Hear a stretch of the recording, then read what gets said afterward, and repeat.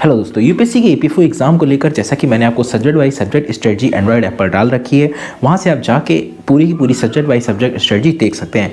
वो मैं बाद में इसको यूट्यूब पर डालूंगा, लेकिन अभी मैंने एंड्रॉयड ऐप पर डाल दी है, वो सबके लिए फ्री है, आप लोग वहाँ जाके देख सकते हैं all exam tricks Android app पर। ठीक है, उसके अलावा दोस्तों जो आपकी अब स्टूडेंट वाइज स्टूडेंट स्ट्रेटजी है वो मैं आपके साथ शेयर करना चाहता हूँ।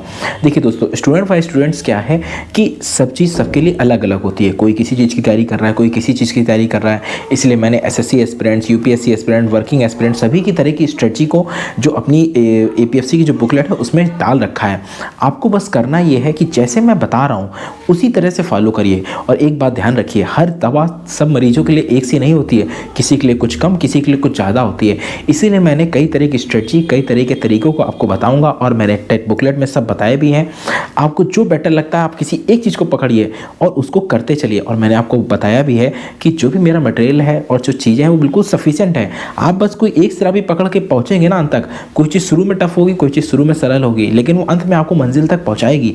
इसी को देखते हुए दोस्तों ये जो सिलेबस है ना, और इसी के हिसाब से जो एसएससी के जो मैं स्टूडेंट्स हैं उनके लिए ये जो एपीएफसी का जो बैच है प्लस ये किस तरह पढ़ना है, ये पूरा का पूरा मैंने शेड्यूल जो है पूरी स्ट्रेटजी डिज़ाइन करी हुई है। और आगे एओयू भी आनी है, उसी को देखते हुए, ताकि अगर आप जो एसएससी की तैयारी कर रहे हैं या वनडे एग्जाम की कोई भी कर रहे हैं, एसएससी, बैंक, रेलवे, तो एक एग्जाम्पल के तौर पे मैं एसएससी को लूँगा। और अगर आप इन सब चीज़ों की तैयारी कर रहे हैं तो ये आपके लिए बेटर वे है कि आप जो मैं कह रहा हूँ बस उतना ही पढ़ते चलो और आप देखना सक्सेस आपको मिलेगी। इसलिए दोस्तों अब समझते हैं ये जो शेड्यूल है। दोस्तों ये शेड्यूल जो बनाया गया है कि पूरा का पूरा जो वीकली स्ट्रेटजी है, वीकली स्ट्रेटजी में हमने दो तरीके से किया है। इसमें मंडे टू फ्राइडे का एक बॉक्स है, दूसरा है वीकेंड का जिसमें सैटरडे और संडे है। दोस्तों हमने दो चीज़ों को बिल्कुल ध्यान रखा है, एक वो जो आपका एक वीक पार्ट है, दूसरा आपका जो है स्ट्रॉन्ग पार्ट है। जैसे अगर आप एसएससी के स्टूडेंट्स हैं तो एक बात बिल्कुल समझ के चलना है कि मैं मानता हूं कि आप कहीं ना कहीं मैथ, रीजनिंग, इंग्लिश इस पर जोर दे रहे होंगे, लेकिन आपका जो वीक पार्ट है वो है जीएस, और जो आपका थोड़ा बहुत स्ट्रांग होगा वो होगा मैथ, रीजनिंग, इंग्लिश। लेकिन जोर दोनों को देना है, जो स्ट्रांग है उसको और स्ट्रांग बनाना है और जो वीक है उसको तो स्ट्रांग बनाना ही बनाना है। इसी को देखते हुए दोस्तों जो शेड्यूल बनाया गया है वो इस तरह से है कि मंडे टू फ्राइडे हमने एक पूरे एक बॉक्स को लिया हुआ है, आपको भी इसी तरह से करना है। वीकेंड में हमने एक अलग लिया हुआ है। आप समझना क्या है कि मंडे टू फ्राइडे हमने क्या किया है कि जीएस को, जनरल स्टडीज़ को 2 घंटे दिए हुए हैं। जनरल स्टडीज़ में आपको भी दोस्तों क्या करना है कि कोई एक सब्जेक्ट ले लीजिए, जैसे कि मैंने इस पीडीएफ में भी पूरा मिल जाएगा आपको कि किस तरह शुरुआत करना है। जैसे आप पॉलिटी, इकोनॉमी, हिस्ट्री, साइंस, ठीक है, हिस्ट्री में मॉडर्न इंडिया, साइंस में आप बायोलॉजी से शुरुआत कर सकते हैं, ऐसे या मतलब इकोनॉमी और पॉलिटी भी। तो आपको किसी एक सब्जेक्ट से शुरू करना है। मैं आप यही कहूँगा कि आप शुरू कर सकते हैं तो आप साइंस से शुरू कर सकते हैं अगर आप एसएससी के स्टूडेंट्स हैं, या आप इकोनॉमिक्स या पॉलिटी से शुरू कर सकते हैं ना। कोई एक सब्जेक्ट से करिए, क्योंकि डेली आपको 2 घंटे पढ़ना है, हफ्ते के 5 दिन। ठीक है, अगर आप इस चीज़ों को पढ़ेंगे तो आपके लिए वो एक कहते हैं ना जीएस भी धीरे धीरे प्रिपेयर होती जाएगी। उसके बाद हमने दोस्तों क्या किया हुआ है, डेली के डेली हफ्ते के 5 दिन अकाउंट्स रखिए। अकाउंट्स इसलिए रखिए दोस्तों ताकि अकाउंट्स एक ऐसी चीज़ है जिसमें आपको रटना नहीं है, समझना है। अकाउंट्स के जो वीडियोस मैंने डाले भी हो वो लगभग आपको 1 से 2 बार देखने हैं, आप उसको समझिए। इसीलिए मैंने उसको सिर्फ हफ्ते के 5 दिन 2-2 घंटे दिए हुए हैं, ताकि बस यही चीज़ अलग है जो आपके एसएससी के सिलेबस से। बाकी देखिए जीएस भी आपके में आती है, कंप्यूटर भी आती है, करंट अफेयर्स भी आती है, मैथ, रीजनिंग, इंग्लिश सब आती है। 5 दिन में वही शेड्यूल है जो आपके एसएससी में आता है या वनडे एग्जाम में आता है। अलग क्या है, सिर्फ अकाउंट्स, ठीक, ताकि आप थोड़ा बहुत उससे जुड़े रहें। ठीक है, तो जो शेड्यूल है आपका मंडे टू फ्राइडे में, उसमें 2 घंटा सिर्फ मैंने अकाउंट्स रखी है। उसके बाद 1 घंटे में मैंने करंट अफेयर्स दिखाई है। ये हफ्ते के 7 दिन है, 1 घंटा करंट अफेयर्स। ये 1 घंटा जो करंट अफेयर्स है ना, जो मैं बुकलेट दे रहा हूँ, आप सिर्फ उसको पढ़ो। वो जो बुकलेट है वो ज़्यादा बड़ी नहीं है, आपके महीने में 30 दिन होते हैं, वो 10 या 12 दिन में ख़त्म हो जाएगी। बाकी के बचे दिन में आपको क्या करना है, कंप्यूटर की बुक पढ़नी है उसी में, और उसी के साथ में आपको वोकेबलरी की जो मैंने पीडीएफ दी है, जिसमें लगभग 1500 से 2000 के आसपास अच्छे इंपॉर्टेंट्स वोकैब हैं, आपको उसको थोड़ा थोड़ा पढ़ते रहना है। और बेसिकली मैं आपको बता दूं कि जो एसएससी के बैकईयर पेपर हुए ना पिछले 5-6 सालों में, अगर आप वो वोकैब पढ़ते हैं तो आपको लगभग बेनिफिट मिलेगा, क्योंकि कम से कम 20 क्वेश्चन आते हैं इंग्लिश के। तो जो आप समझे, उसके बाद बाकी के 2 घंटे में आपको मैथ और रीजनिंग है, और फिर 2 घंटे में इंग्लिश ग्रामर है। तो आपका जो मंडे टू फ्राइडे का पूरा शेड्यूल है ना, उसमें पहले जनरल स्टडी से 2 घंटा ये आपको पढ़नी ही पढ़नी है। कोई एक सब्जेक्ट लेके पढ़ो, जो भी वीडियोस पढ़े उसको पढ़ो, जो मैंने बुकलेट दी उसका अलग से प्रिंट ले लो, उसको पढ़ते रहो, ठीक। उसके बाद दोस्तों क्या है, 2 घंटा अकाउंट्स है, जो वीडियोस लेक्चर पढ़े उसको समझो खाली। अभी रटने के चक्कर मत पढ़ो, सिर्फ समझने के चक्कर में पढ़ो, ठीक। उसके बाद 1 घंटा करंट अफेयर्स, ये आपको पूरे 7 दिन चलेगा करंट अफेयर्स। उसी के साथ में आप थोड़ा सा वो इंग्लिश वोकैब पढ़ते रहो। जब करंट अफेयर्स महीने की खत्म हो जाए तो उसी महीने में उसी समय में आप कंप्यूटर को पढ़ लो, ठीक।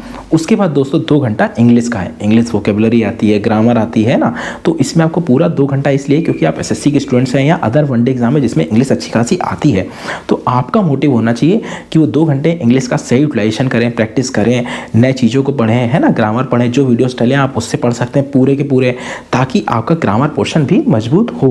प्लस बाकी जो 2 घंटे और हैं वो है आपके लिए जिसमें आप मैथ और रीजनिंग पढ़नी है। ये आपको डेली की डेली पढ़नी है। आपको कैसे मैथ और रीजनिंग पढ़नी है और कैसे इंग्लिश पढ़नी है ये मैं आपको बता दूं दोस्तों कि मैंने जो कि आपको 15 चैप्टर मैंने बुकलेट में दे रखे हैं। ये बुकलेट आप टेलीग्राम चैनल से भी ले सकते हैं, एंड्रॉयड ऐप से भी ले सकते हैं। उसमें जो मैंने मैथ में 15 चैप्टर दिखाए हैं मैथ और रीजनिंग में, सबसे पहले आप इस चैप्टर को बिल्कुल अच्छे से घोट लीजिए, बिल्कुल कुछ मत करिए, इसको घोट लीजिए। और जो इंग्लिश में भी मैंने जो चीज़ें दिखाई हैं, वोकैब, वन वर्ड सब्स्टिट्यूशंस है ना, स्पॉटिंग एरर्स, ये जो टॉपिक है ना, इनको आपको अच्छे से सबसे पहले ख़त्म करना है, ताकि कम से कम आप जो तैयारी कर रहे हैं वो तो आपकी चल ही रही है, लेकिन जो उनमें से कुछ टॉपिक ऐसे हैं जो इस एग्ज़ाम में आते हैं, सब कुछ नहीं आता है, वो पहले कर लीजिए, ताकि उसके बाद जब आपकी ये तैयारी हो जाएगी 3 महीने में, तब आप अगले 3 महीने से प्रैक्टिस करिएगा, ताकि जब पेपर की डेट आएगी तब आप फुल कॉन्फिडेंस में होंगे, आपको पता होगा कि जो आ रहा है वो मुझे आता है।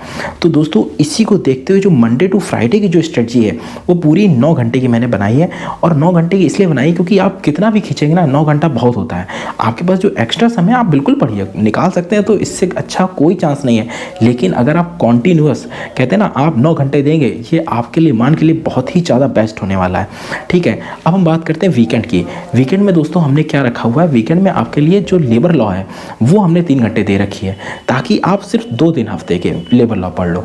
लेबर लॉ में जो मैंने बुकलेट दी उसका प्रिंट ले लो, उसको अच्छे से समझते चलो, क्योंकि वहाँ फैक्ट है, समझना है और रटना है, ठीक है, वो आपको अच्छे से करना है, ठीक है। तो वो बुकलेट्स आपके लिए फ़ायदा है। अकाउंट्स मैंने आपको क्लासेस देखने के लिए बोला, लेकिन यहाँ मैं बोलूँगा कि आप प्रिंट ले लो बुकलेट का, जो लेटेस्ट वाली अभी कंबाइन पढ़ी है उसका, ठीक है, वो लेटेस्ट वाली है, और क्लासेस भी आप थोड़ा थोड़ा देख सकते हो, ठीक है। उसके बाद मैं जो सैटरडे और संडे उसमें सेक्शनल टेस्ट की प्रैक्टिस करनी है। सेक्शनल टेस्ट किसके, जो आपने पूरे 5 दिन में आपने मैथ पढ़ी, रीजनिंग पढ़ी, इंग्लिश पढ़ी, जीएस पढ़ी है, उनके 2 घंटे में सेक्शनल टेस्ट की प्रैक्टिस करते रहो, और उसकी डिटेल आंसर पीडीएफ भी है, उसको देखो, पढ़ो, बस। बाकी के जो समय बच रहा है उसमें वही जो 1 घंटा डेली का करंट अफेयर्स और कंप्यूटर था वो पढ़ना है।